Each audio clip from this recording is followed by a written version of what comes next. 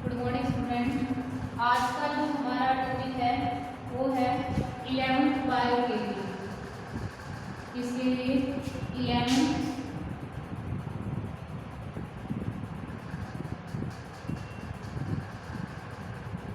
Bio के लिए हम पढ़ रहे थे कार्बोहाइड्रेट। टॉपिक क्या है अपना? कार्बोहाइड्रेट।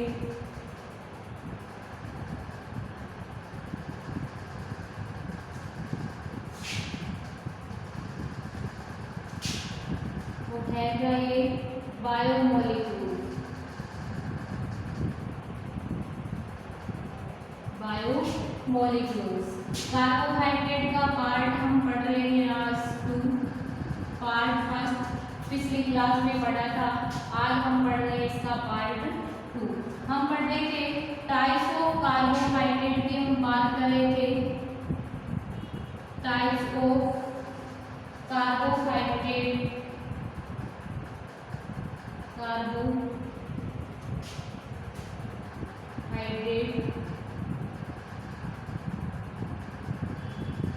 कार्बोहाइड्रेट के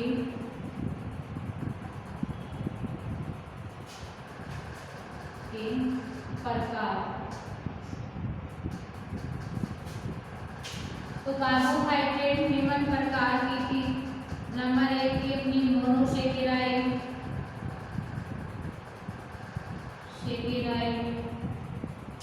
सेकंड है अपनी डाइसेकेराइड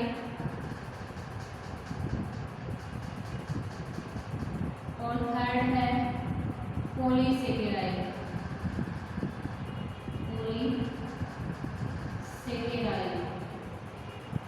तो फर्स्ट हमने पढ़ ली थी मोनोसेकेराइड, आज हम पढ़ेंगे डाइसेकेराइड। डाइसेकेराइड। तो डाइसेकेराइड क्या होती है? डाइसेकेराइड वे सल्फाइड जिसका निर्माण दो मोनोसेकेराइड इकाइयों के परस्पर ग्लाइकोसिडिक बॉन्ड द्वारा जुड़ने से होता है। डाई का मीन क्या है? यहाँ पे 2 है और सेकेराइड आपको पता है कि सेकेराइड जो आपने मोनोसेकेराइड के अंदर पढ़ा था, उसमें 2 मोनोसेकेराइड इकाइयां जुड़ेगी। मोनो के अंदर एक थी, डाई के अंदर क्या हो जाएगी? 2 मोनोसेकेराइड। डाई का मीन यहाँ पे 2 है। तो डाइसेकेराइड की डेफिनेशन क्या लिखोगे आप? वे सल्फाइड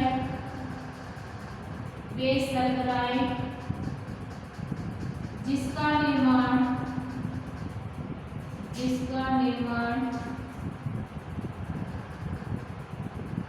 2 मोनोसेकेराइड इकाइयों के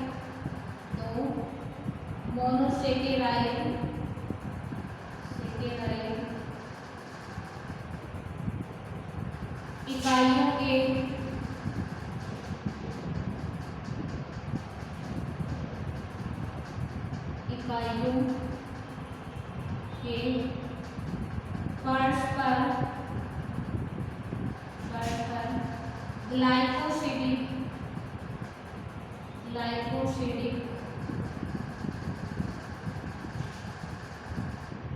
बंध द्वारा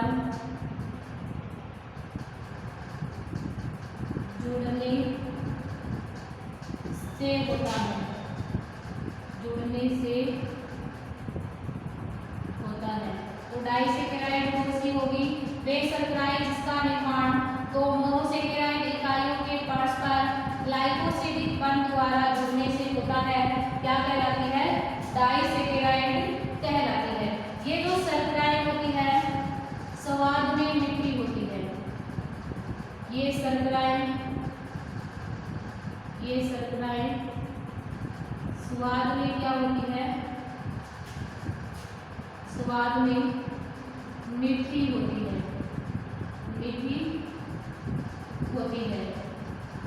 और जल में क्या होती है? जल में घुलनशील होती है। जल में घुलनशील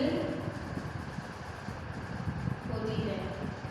तो आप सभी को पता चल गया डाइसेकेराइड बेस सल्फराइड जिसका निर्माण दो मोनोसेकेराइड इकाइयों के परस्पर ग्लाइकोसिडिक बंध द्वारा जुड़ने से होता है। क्या कहलाती है? डाइसेकेराइड कहलाती है। ये जो सल्फराइड होती है स्वाद में मीठी होती है और जल में क्या होती है? घुलनशील होती है। अब डाइसेकेराइड होती है वो निम्न प्रकार की होती है, जो अपन एक एक करके पढ़ेंगे डाइसेकेराइड को। देखिए डाइसेकेराइड है वो निम्न टाइप की है, माल्टोज हो गई, सुक्रोज हो गई, लैक्टोज हो गई। तो ये किसके टाइप है? डाइसेकेराइड। डाइसेकेराइड भी निम्न प्रकार की है, माल्टोज,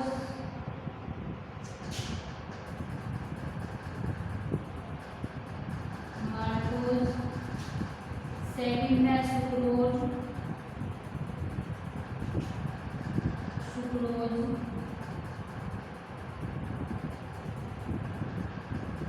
थर्ड कौन सी है? लैक्टोज।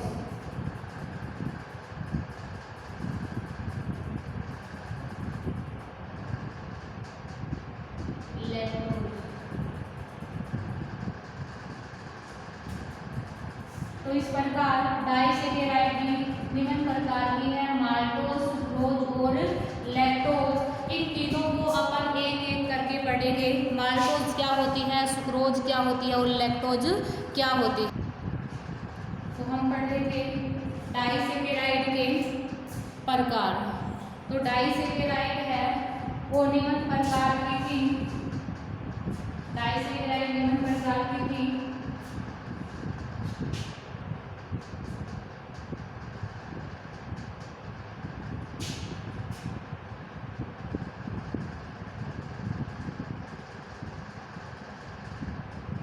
डाइसेकेराइड माल्टोज, सुक्रोज और lactose. Types of disaccharide.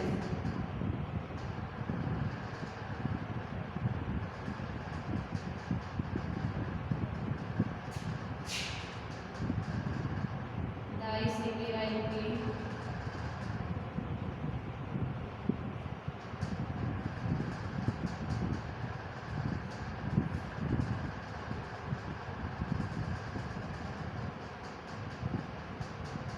Maltose, sucrose और थर्ड थिंग लैक्टोज। अब देखिए सबसे पहले पढ़ेंगे नंबर 1 हम माल्टोज। तो माल्टोज क्या होती है? माल्टोज शर्करा होती है, कभी भी स्वतंत्र रूप में नहीं पाई जाती। जब जो स्टार्च होती है वो ग्लूकोज में परिवर्तित होती है तो मध्यवर्ती उत्पाद के रूप में किसका निर्माण होता है? माल्टोज का निर्माण होता है। कहने का मीन ये है कि दो अल्फा डी ग्लूकोज इकाइयां होती है आपस में जुड़ करके माल्टोज का क्या करती है? निर्माण करती है। ये कौन सी है? Alpha D glucose. Alpha D glucose. ये इधर वाली कौन सी है? Alpha D glucose. तो आप माल्टोज भी इस प्रकार से लिखोगे, जो माल्टोज होती है, माल्टोज स्वतंत्र रूप से नहीं पाई जाती, स्वतंत्र रूप से नहीं पाई जाती, नहीं पाई जाती। माल्टोज स्वतंत्र रूप से नहीं पाई जाती जब स्टार्च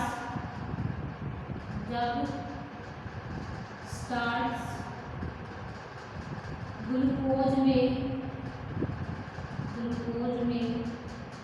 परिवर्तित होती है,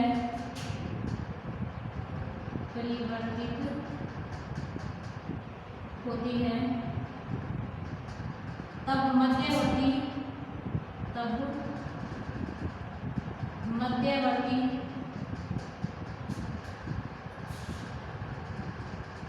उत्पाद के रूप में मालकोज का निर्माण होता है, मालकोज का निर्माण होता है, मालकोज का निर्माण होता है। तो मालकोज स्वतंत्र रूप से नहीं पाई जाती, जब स्टार्च ग्लूकोज में परिवर्तित होगी तब मध्यवर्ती उत्पाद के रूप में मालकोज का क्या होता है, निर्माण होता है। मालकोज के निर्माण में कौन भाग लेती है, तो अल्फा डी ग्लूकोज इकाइयां होती है, आपस में जुड़कर के किसका निर्माण करती है, मालकोज का निर्माण करती है, मालकोज का क्या करती है, निर्माण। तो ये साथ दोनों संरचना है वो आपस में जुड़कर मालकोज का निर्माण करेंगे, तो ये संरचना किसकी, अपनी मालकोज की। सेकंड है अपनी सुक्रोज। अब देखिए सुक्रोज क्या होती है, सुक्रोज को अपन क्या बोलते हैं, घरेलू शर्करा। सुक्रोज को क्या बोलते हैं अपन, घरेलू शर्करा बोलते हैं। सेकंड अपनी कौन सी है, सुक्रोज। सुक्रोज को क्या बोलते हैं, घरेलू शर्करा भी कहा जाता है। ये जो क्या बोलते हैं इसको, घरेलू शर्करा, क्या बोलते हैं, घरेलू शर्करा कहा जाता है किसको, सुक्रोज को। ये जो होती है गन्ने और अंगूर में पाई जाती है, इसमें गन्ने और अंगूर में पाई जाती है, अंगूर में पाई जाती है, पाई जाती है। सुक्रोज को घरेलू शर्करा बोलते हैं। जो सुक्रोज होती है वो गन्ने और अंगूर के अंदर क्या होती है, पाई जाती है। सुक्रोज का जो निर्माण होता है, सुक्रोज का निर्माण किसके द्वारा होता है, अल्फा डी ग्लूकोज। ये क्या है, अल्फा डी ग्लूकोज किसके साथ होती है, फ्रक्टोज के साथ, किसके साथ, फ्रक्टोज के साथ। अल्फा डी ग्लूकोज होती है वो फ्रक्टोज के साथ जुड़कर के किसका निर्माण करती है, सुक्रोज का निर्माण करती है, किसका, सुक्रोज का निर्माण करती है। तो ये संरचना कंप्लीट किसकी है, सुक्रोज की, जिसमें अल्फा डी ग्लूकोज और फ्रक्टोज मिलकर के क्या बनाती है, सुक्रोज का निर्माण करती है। थर्ड है अपना लैक्टोज। तो थर्ड डाइसेकेराइड का पार्ट है लैक्टोज, जिसको हम पढ़ेंगे। तो देखिए डाइसेकेराइड का थर्ड पार्ट है कौन सा, लैक्टोज। लैक्टोज को क्या बोलते हैं, दुग्ध शर्करा भी कहा जाता है। लैक्टोज को क्या बोलते हैं, दुग्ध शर्करा भी कहा जाता है। क्या बोलते हैं इसे, दुग्ध शर्करा भी कहा जाता है। यह मुख्य रूप से दुग्ध में पाई जाती है, दुग्ध में पाई जाती है। इसका जो निर्माण होता है वो बीटा डी ग्लूकोज और ग्लाइकोज मिलकर के क्या बनाती है, ये दोनों मिलकर क्या बनाती है, लैक्टोज का क्या करती है, ये निर्माण करती है। तो ध्यान में रखना, बीटा डी ग्लूकोज और ग्लाइकोज मिलकर के क्या बनाती है, लैक्टोज बनाती है। और लैक्टोज क्या है, इसे दुग्ध शर्करा बोलते हैं। मुख्य रूप से इसमें पाई जाती है, ये मुख्य रूप से दुग्ध में पाई जाती है। तो इसी के साथ डाइसेकेराइड कंप्लीट हो गई। अब हम अपन बात करते हैं पॉलीसेकेराइड की। जो कार्बोहाइड्रेट का जो थर्ड टाइप है उसको क्या बोलते हैं, पॉलीसेकेराइड। मोनोसेकेराइड, डाइसेकेराइड अपन ने पढ़ लिया है। कार्बोहाइड्रेट का तीसरा टाइप है पॉलीसेकेराइड, पॉलीसेकेराइड।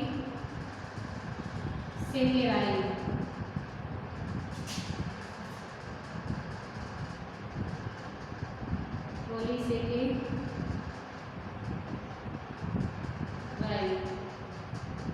अपन को पढ़ना है पॉलीसेकेराइड। तो देखिए पॉलीसेकेराइड क्या होती है कि इन शर्करा का जो निर्माण है वो दो या दो से अधिक मोनोसेकेराइड इकाइयों के परस्पर जुड़ने से होता है। तो देखिए वे शर्कराएं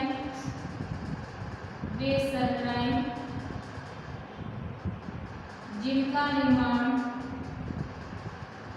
जिनका निर्माण दो या दो से अधिक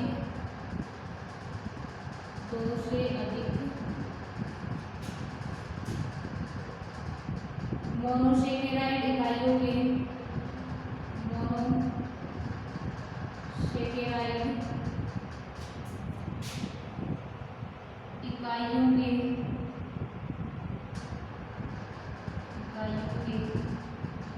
परस्पर जुड़ने से होता है, परस्पर जुड़ने से होता है, पॉलीसेकेराइड कहलाती है। पॉलीसेकेराइड कहलाती है। पॉलीसेकेराइड कहलाती है। अब देखिए ये जो होती है वो जटिल प्रकार की शर्कराएं होती है जो कि जल में क्या होती है, अघुलनशील होती है। ये क्या होती है, जटिल प्रकार की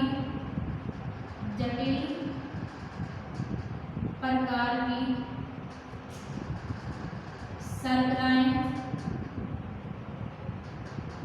होती है जो कि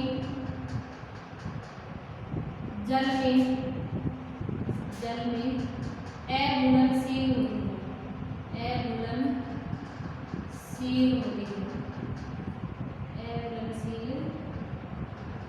है। ये जल में क्या होगी, अघुलनशील होती है। और ये क्या है, जटिल प्रकार की शर्कराएं होती है जो जल में क्या होगी, अघुलनशील होती है।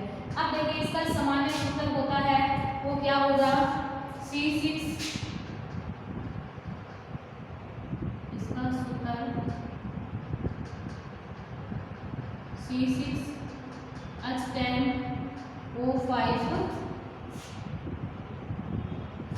C6H10O5 होता है। C6H10O5 होता है। इसका सूत्र पॉलीसेकेराइड का। अब पॉलीसेकेराइड होते हैं मुख्य रूप से दो प्रकार की होती है, एक तो होती है होमोपॉलीसेकेराइड, एक होती है हेटेरोपॉलीसेकेराइड। अब बात करते हैं अपन टाइप ऑफ पॉलीसेकेराइड।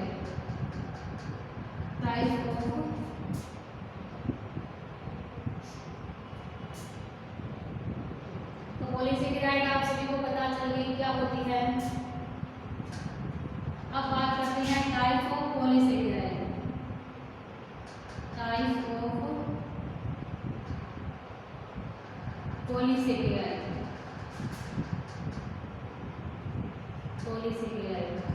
पॉलीसेकेराइड के प्रकार। पॉलीसेकेराइड के प्रकार। पॉलीसेकेराइड के प्रकार हमको पढ़ना है। तो पॉलीसेकेराइड मुख्य रूप से दो प्रकार की होती है। नंबर 1 होमोपॉलीसेकेराइड।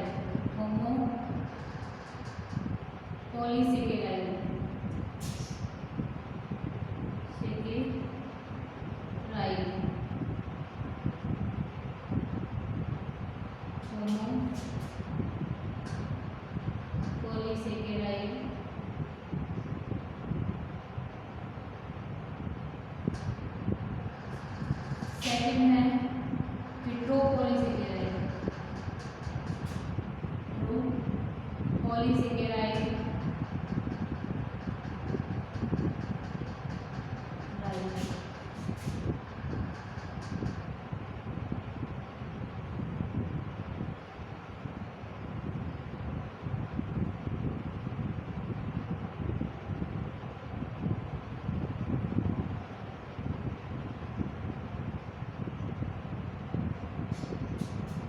तो पॉलीसेकेराइड मुख्य रूप से दो प्रकार की होती है, होमोपॉलीसेकेराइड और हेटेरोपॉलीसेकेराइड।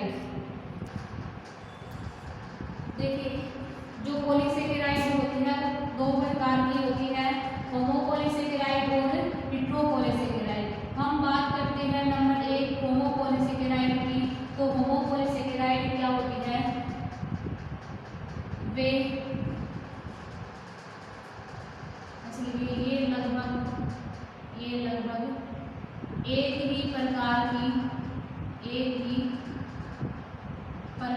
की मोनोसेकेराइड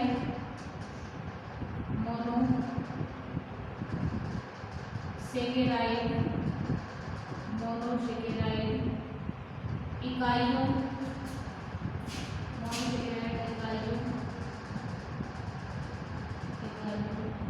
की बनी होती है। मोनोसेकेराइड इकाइयों की बनी होती है। एग्जाम्पल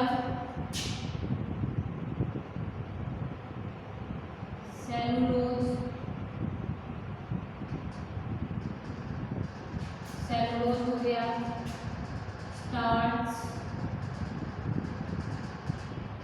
ग्लाइकोजन,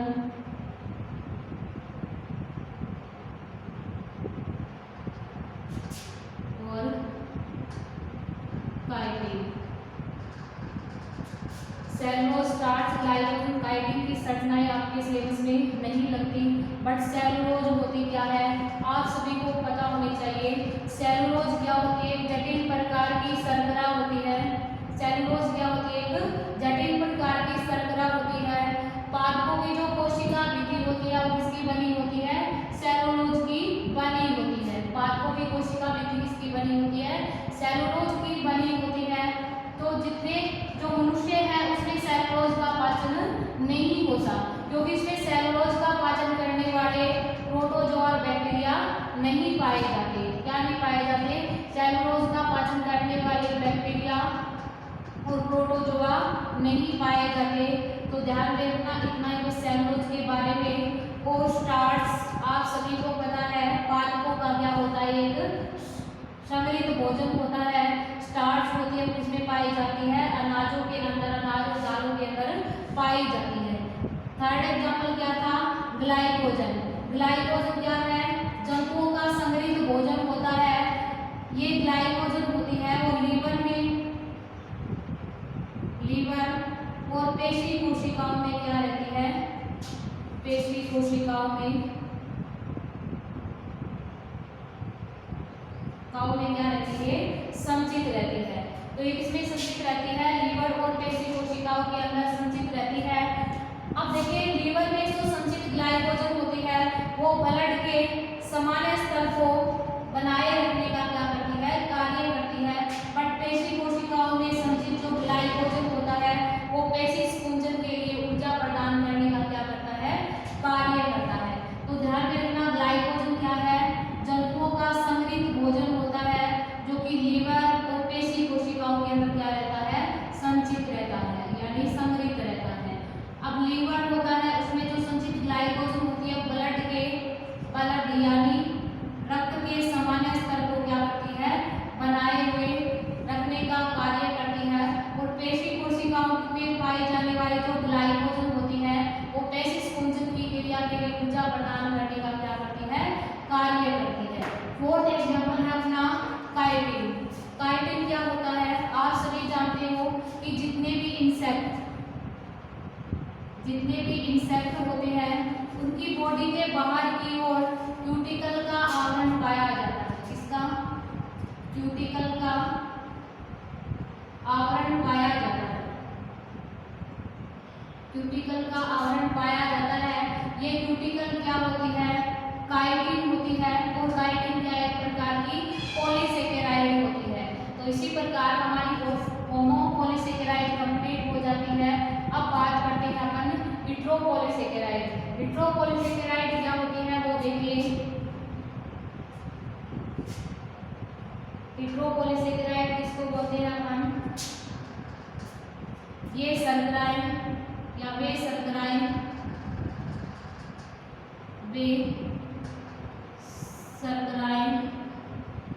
जो कि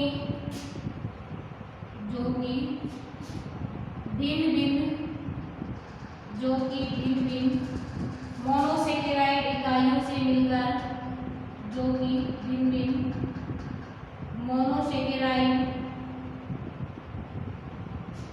मोनोसेकेराइड इकाइयों से मिलकर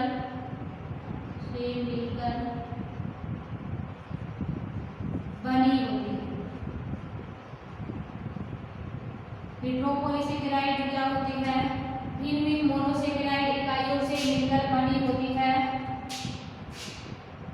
क्या कहलाएगी? हेट्रोपॉलीसेकेराइड कहलाएगी।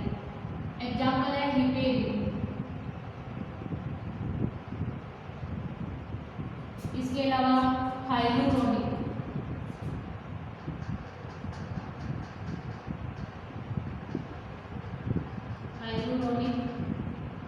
एसिड। हिपेरिन होती है वो एक प्रकार की प्रोटीन होती है जो कि रक्त वाहिनियां होती है, उसमें रक्त का थक्का बनने से क्या करती है? ये रोकने का कार्य करती है।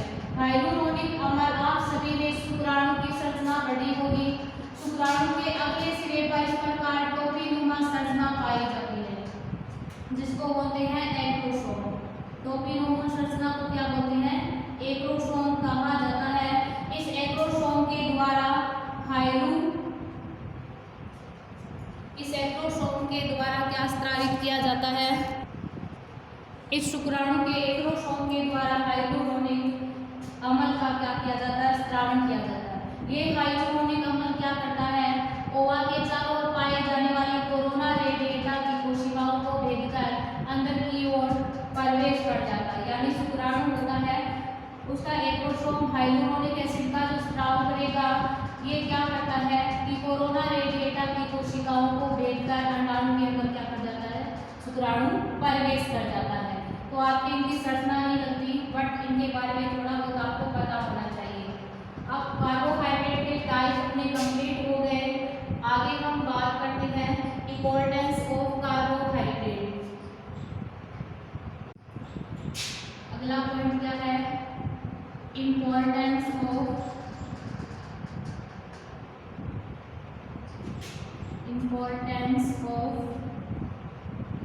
कार्बोहाइड्रेट।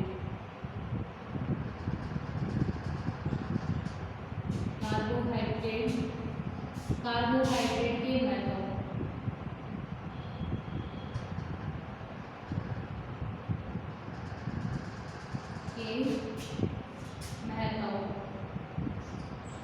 तो कार्बोहाइड्रेट के महत्व कौन से होंगे?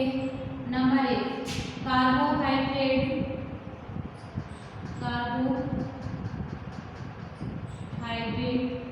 न्यूक्लिक अम्लों के निर्माण में भाग लेती है। इसमें न्यूक्लिक अम्लों के निर्माण में भाग लेती है। निर्माण में भाग लेती है।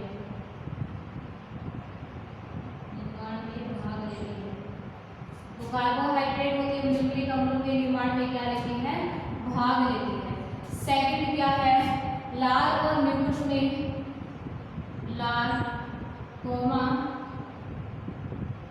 म्यूकस में शर्करा के अणु पाए जाते हैं। शर्करा के अणु पाए जाते हैं।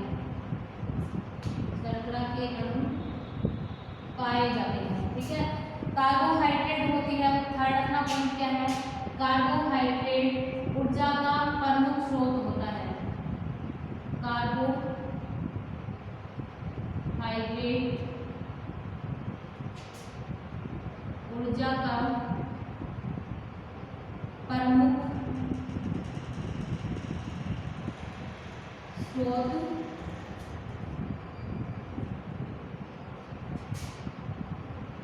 होती है। 1 ग्राम कार्बोहाइड्रेट से होती है, अतः 1 ग्राम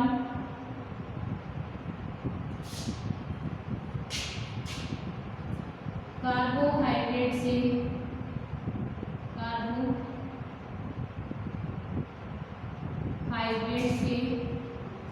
4.1 कैलोरी ऊर्जा प्राप्त होती है। 4.1 कैलोरी ऊर्जा प्राप्त होती है। ठीक है। किससे? 1 ग्राम कार्बोहाइड्रेट से 4.1 कैलोरी ऊर्जा क्या होती है? प्राप्त होती है।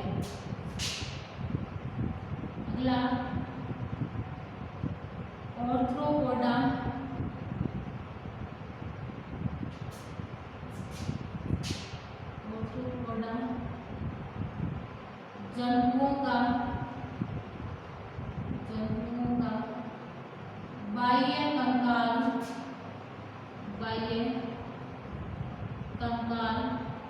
काइटिन का बना होता है। काइटिन का बना होता है। काइटिन क्या होती है? एक पॉलीसेकेराइड होती है। ठीक है, ये कौन? ये कार्बोहाइड्रेट, ये शरीर में संचित भोजन के रूप में होती है। शरीर में संचित भोजन के रूप में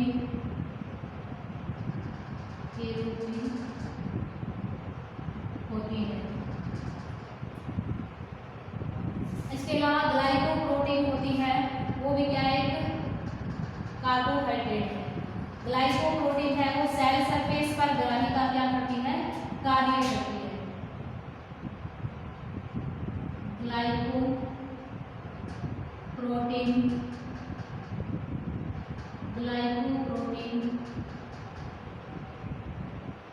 कोशिकीय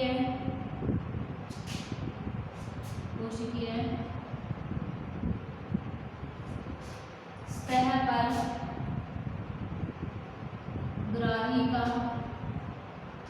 ग्राही का कार्य करती है। तो इस प्रकार से ये क्या है? इनके महत्व, कार्बोहाइड्रेट न्यूक्लिक अम्लों के निर्माण में क्या लेती है? भाग लेती है। सेकंड पॉइंट है लार और न्यूक्लियस में शर्करा के अणु पाए जाते हैं।